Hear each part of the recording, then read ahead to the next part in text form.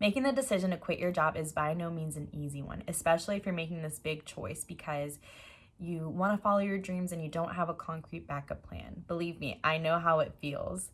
My name is Helen, and at the end of 2021, I made the big decision to quit my job. I didn't have a backup plan, but I decided that I would take the leap of faith. So if you find yourself in a similar situation, make sure you hit the subscribe button so we can grow together. So in today's video, I want to talk about how to navigate other people's opinions and emotions whenever you are letting them know that you plan to or have recently quit your job. So stick around and we'll go right into it.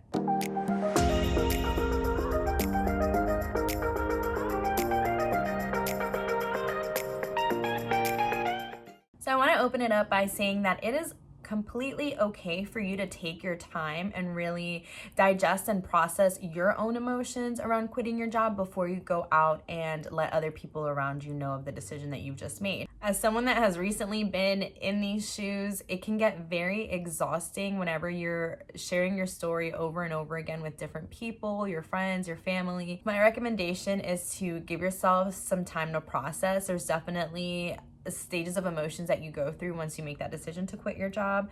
If you're interested in seeing what those stages are like, I actually just recently made a video about the emotional stages of quitting, so I will link it up here for you to watch. So now that you're feeling at peace with your decision to quit your job, now it's time to tell people. So let's talk about some likely scenarios you might encounter whenever you start telling people about your big decision. You'll more than likely get a variety of different responses. Some of the most common ones are there are going to be some people that just do not understand and they're going to try to talk you out of it. There are going to be some people that question why you're walking away from your stable job and walking into the unknown.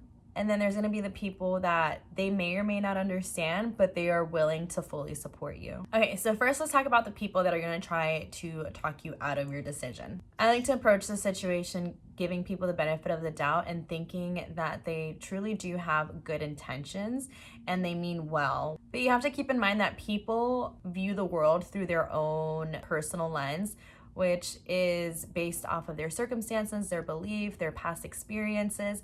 And so whenever they are talking to you, they're talking to you from their own lens and from their own perspective, which may be very different from yours, or maybe you guys come from a similar background and you're thinking, okay, this is someone that I should listen to.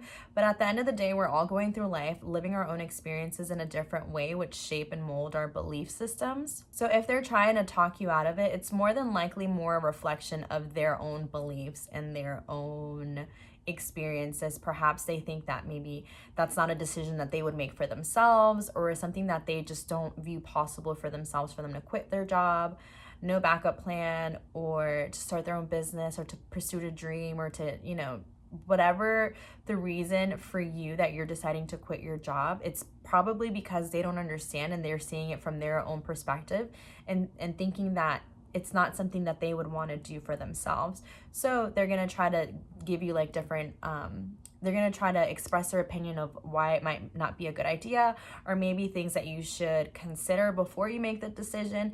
And if you are comfortable with your decision, you've made up your mind, and you know that this is the way that God is steering you, then that's all you need. You can listen to people's advice and take it with a grain of salt. You shouldn't allow other people's opinions to keep you from following your dreams. So now moving on to a second group of people, which is those that are not going to understand why you would want to walk away from a stable job. And what I've noticed is that a lot of people encounter this with their families, like the people closest to them, especially if you're a first generation American and your parents came from a very different country with just different values, right? I think our parents were very big on stability, on being able to provide a stable income and have food on the table, and all those things are still important to me and to a lot of us. But I think there comes a point when you really start to question, yes, stability is amazing and it's great, but when you start to long for something more and for something deeper, when you're looking for fulfillment, for your purpose, and you know that in the current place where you're working or in the things that you're doing right now, you're not feeling fulfilled, or like you're really reaching your full potential, or like you have a bigger purpose, then that's your key to say, okay, now it's time for me to move on and look for something else. And I think that's a hard thing to explain to the people in our lives who are the closest to us and who their biggest focus was to have that stability. And for us to want to walk away from that, I think it's very confusing. And I understand their perspective as well. And quite frankly, it might be very hard for these people to understand where you're coming from. And that's okay. In the beginning, not everyone's going to understand your vision, and that's completely okay. As long as you know what you have set out to do, that is the most important thing. And as you make progress, these same people will start to understand, and they'll start to see through you that there's not just one traditional route to make a living. There's so many different options that are available to us nowadays, especially given the times that we live in with the internet, all these different devices and platforms that we can take advantage of. So I know that it can be very hard to have that conversation, primarily maybe with your parents or your closest family members, letting them know that you are taking an untraditional path to building your career and to bringing in income. But again, I don't want that to stop you from pursuing your dreams and from following the path and the vision that you've been given.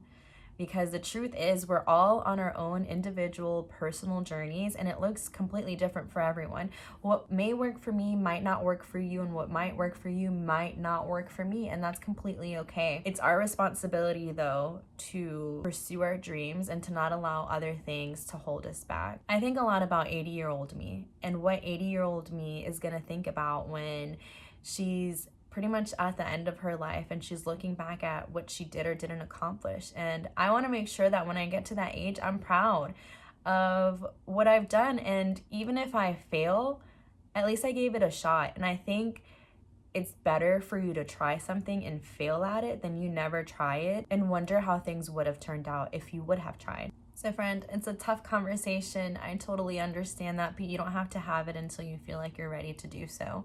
But I will also say that it's a lot better when you get the conversation out of the way and then you can move forward from it instead of agonizing and getting so much anxiety thinking about having the conversation.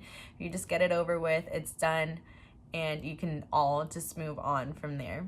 And then there's going to be another group of people that are going to support you wholeheartedly in your new pursuit, in your new endeavors, on this new path that you have chosen. And who knows, even those who were originally in the don't understand phase can transition over to this phase. And simply because people don't understand your vision out front doesn't mean that they don't want to support you. And if I'm being completely transparent, speaking from my own perspective, when I first quit my job, there were many, many reasons why I decided that the time had come for me. There was a lot of changes that were happening at my old company, and I just knew that it was an opening for me to finally make that decision, and I felt like it was the right time for me to make it, and so I did.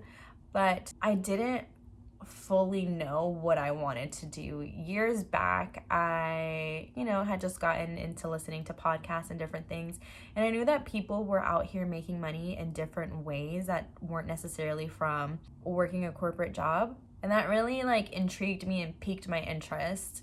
I started thinking, okay, I want to do something that I'm passionate about, something that I actually care about, and my background's in marketing, and I realized that a lot of the times the reason that I would kind of fall out of love with my jobs is because I wasn't too passionate about the products that I was marketing.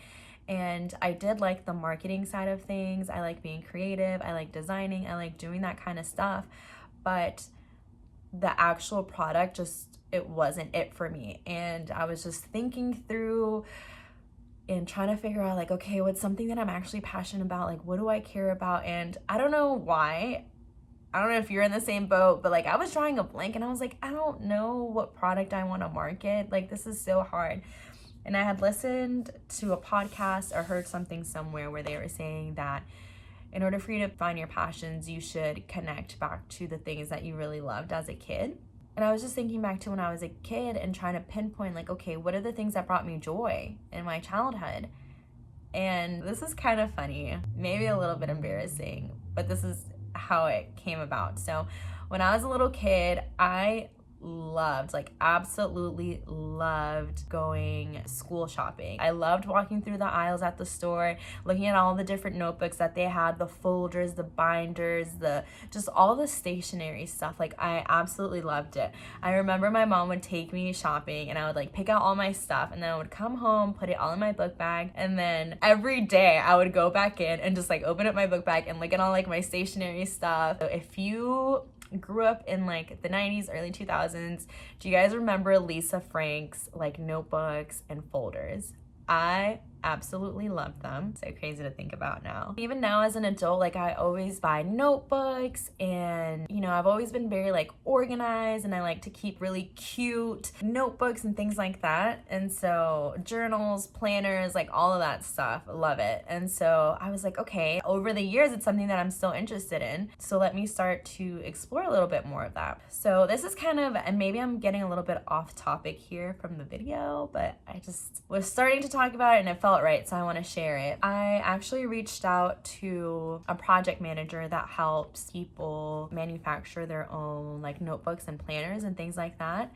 And I was like, okay, like let me go to someone that knows what they're doing. You know, just being completely new to this space, I was like, I don't want to like mess up. I'm willing to pay a little bit more money up front so that I get this done right. And I spoke to the lady. She was awesome. She was great, really knew her stuff. And then we started talking about pricing for like notebooks and getting them manufactured and shipping costs and getting them like brought overseas, because obviously everyone knows it's a lot cheaper to make things in China or overseas anywhere and bring them here versus trying to manufacture things within the States. And so this wasn't too long ago. This was probably like October, November 2021. And I mean, as you guys all know, we're in the middle of a pandemic. There's a lot of shortages all over the place. Things are getting held up at customs, and I started thinking more and more, and I was like, this can be a logistical nightmare just with how things are going right now in the world. And it's a lot of money up front as well for something that I'm like, it could be a hit, people could love it, people could not really care, you know, so it might be a while. And I mean, definitely with any business, there's a ramp up period. And I'm like, this is a lot of investment up front for something that isn't really guaranteed. So I started really thinking of like alternatives and like, okay, this is still something that I really like and I'm passionate about, like what else could I do? And so I started thinking, and I would get like on Pinterest, and then I stumbled across digital planners and digital journals. And I was like, okay, this is interesting. I was like, I do love designing. I obviously love journals and planning and planners and all that kind of stuff. I decided that I wanted to look into it a little bit more. So my husband had an iPad laying around that he was not using.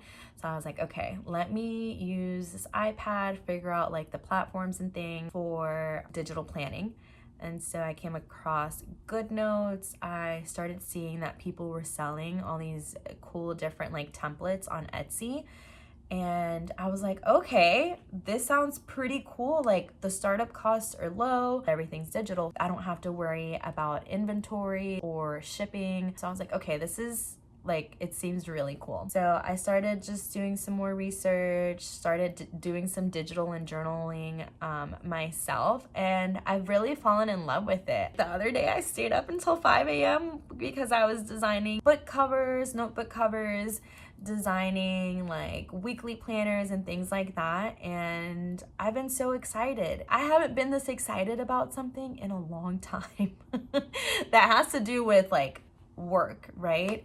And so it was just a confirmation for me that I'm on the right path. I am still very, very, very much in the beginning stages of this, but it's fun to share it with you guys, and I hope to bring you guys along on the journey with me as well as I design out these digital products and list them and share them with you guys, and hopefully, you know, you find value in them as well. Okay, so now that I've gotten completely off topic, let me try to reel it back in. We were talking about how people might not understand what you're doing, but that doesn't mean that they don't want to support you. And I just want to leave you with this. You don't have to have it all figured out in the beginning. I definitely still don't. And I think we're all on a journey. Things will start to fall into place as we start to take action. It's a very valuable and powerful lesson that I learned recently, that you don't have to have the next 20 steps figured out. Just take one step today that's going to get you closer to where you want to go, and then that will open the door for the next thing. We literally have no idea what can happen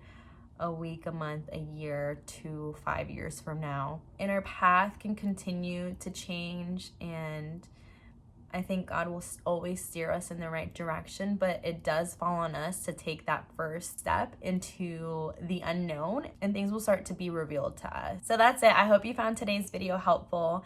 And if you'd like to stay connected, please make sure you hit the subscribe button, give this video a thumbs up, and I will see you in the next one.